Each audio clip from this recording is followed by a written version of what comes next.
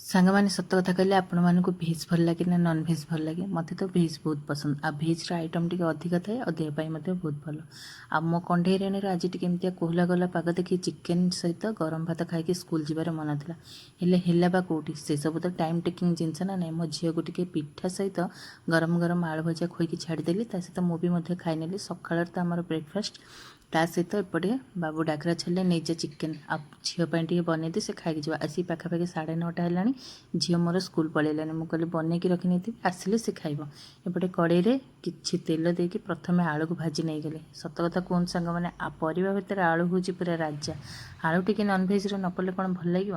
ଏମିତିରେ ତ ଚିକେନ୍ ମୋତେ ତ ବିଲକୁଲ ବି ଭଲ ଲାଗେନି। ବାସ୍ ଆଳୁ ଝୋଳ ଟିକେ ହେଇଗଲା ନା ମୋର ଚଳିଯିବ।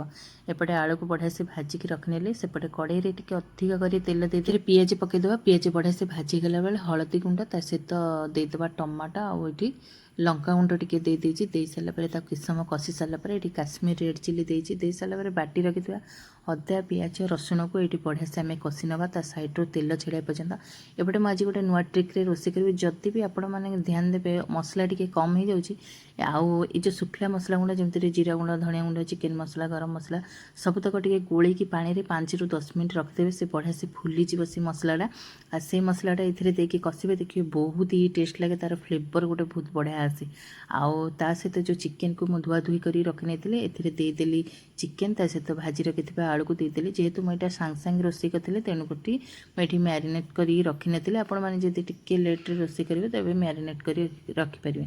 ତା ଭିତରେ ଏଠି ମୋର ନାତୁଣୀ ପଳେଇ ଆସିଲା। ଦେଖୁନାହାନ୍ତି ଟିକେ ଗେଲ ହେଉଛି, ଯେହେତୁ ଘରର ପୁରା ସାନ, ସେ ଟିକେ ଗେହ୍ଲେଇଟା ସମସ୍ତଙ୍କ ସହିତ ଗେଲ ହୁଏ। ତା ସହିତ କହୁଛି ମମି ଆଜି କ'ଣ ରୋଷେଇ କରିଛ, ଆଉ ବଢ଼ିଆ ବାସ୍ନା ହେଉଛି। ମୁଁ କହିଲି ଆଜି ଚିକେନ୍ ହେଉଛି। କହିଲା ଲଙ୍କା ପକାଇବନି, ମୋତେ ଟିକେ ଦେବ। ଆଉ 5ରୁ 10 ମିନିଟ୍ ଭିତରେ ରେଡ଼ି ହେଇଯିବ ତ? ମୁଁ କହିଲି ହଁ, କାହିଁକିନା ଛୋଟ ଛୁଆଙ୍କର ଚିକେନ୍ ବହୁତ ପସନ୍ଦ। ଏପଟେ କଷା ବି ବଢ଼ିଆ ସେ ରେଡ଼ି ହେଇଗଲା। ଟିକେ ଖୋଲି ନେଲି ସେ ଛୁଆ ଖାଇବା ପାଇଁ। ଦେନ୍ ଏପଟେ ମୁଁ ପାଣି ଦେଇଦେଲି। ଆଉ ଚିକେନ୍ର କଲର୍ଟା ଆଜି ବହୁତ ବଢ଼ିଆ ହେଇଛି। ସେ କହୁଛି 10 ମିନିଟ୍ ଅପେକ୍ଷା କର, ଆଜି ପୁରା ଚିକେନ୍ ରେଡ଼ି ହେଇଯିବ। ଆଉ ମୁଁ ଗରମ ଗରମ ଭାତ ସହିତ ଅଳ୍ପ ଟିକେ ଖାଇବି। ତ ଦେଖନ୍ତୁ ଛୁଆଙ୍କର ତ ଏଇ ଛୋଟ ଛୋଟ ଖୁସିରେ ଆମର ଯେତେ ଯାହା ଦୁଃଖ ଥାଉ ସବୁ ତାଙ୍କ ମୁହଁକୁ ଦେଖିଲେ ପଳେଇଯାଏ। ଆପଣମାନଙ୍କ ସହିତ ଏମିତି ହୁଏ କି ନାହିଁ? ମୋତେ ତ ଯାହା ବି ହଉ ଛୋଟ ଛୁଆଙ୍କ ସହିତ ମୋତେ ଟିକେ ଗେଲ ମଜା ହେବାକୁ ବହୁତ ଭଲ ଲାଗେ। ତା ସହିତ କଥାବାର୍ତ୍ତା ହେବା ଭିତରେ ମୋର ଚିକେନ୍ ବି ମଧ୍ୟ ବଢ଼ିଆ ସେ ରେଡ଼ି ହେଲାଣି। ଆଉ ତା'ର ଫ୍ଲେଭର୍ ଗୋଟେ ବହୁତ ବଢ଼ିଆ ଆସୁଛି।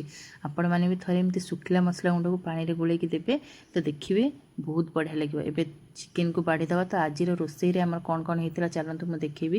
ଏପଟେ ହେଇଥିଲା ଗରମ ଗରମ ଭାତ, ତା ସହିତ ଚିକେନ୍, କଲରା ଭଜା ଆଉ ଡାଲମା ହେଇଛି। ନନ୍ଭେଜ୍ ମାନେ ଭେଜ୍ ଯେଉଁମାନେ ଖାଇବେ ତାଙ୍କ ପାଇଁ, ନନ୍ଭେଜ୍ ଯେଉଁମାନେ ଖାଇବେ ତାଙ୍କୁ ବି ଟିକେ ଦିଆଯିବ। ଆଜିର ରେସିପି ଭିଡ଼ିଓ ଆପଣମାନଙ୍କୁ କେମିତି ଲାଗିଲା ନିଶ୍ଚିନ୍ତ କମେଣ୍ଟରେ ଜଣାଇବେ। ରହିଲି, ବାଏ ବାଏ।